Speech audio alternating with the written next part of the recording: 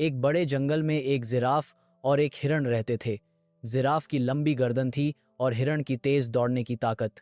दोनों अपनी अपनी जिंदगी से खुश थे, लेकिन कभी एक दूसरे को समझते नहीं थे। प्लीज मेरी चैनल को लाइक, शेयर और सब्सक्राइब करना न भूलें। धन्यवाद। एक दिन हिरण ने जिराफ से कहा, तुम हमेशा पेड़ के ऊपर के पत्ते खाते हो, नीचे का सब मुझ पे छोड़ देते हो। तुम्हें लगता है तुम मुझसे बेहतर हो।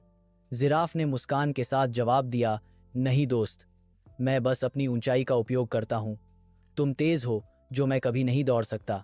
कुछ दिन बाद जंगल में शिकारी आए। उन्होंने जाल लगाया और हिरण उसमें फंस गया। हिरण जोर जोर से चिल्लाने लगा। जिराफ ने अपनी लंबी गर्दन और ताकत से उन जालों को तोड़ दिया और हिरण को बचा लिया। हिरण शर्मिंदा होते हुए बोला, मुझे लगा था हम अलग हैं, पर असल में हम एक दूसरे को कंप्लीट करते हैं।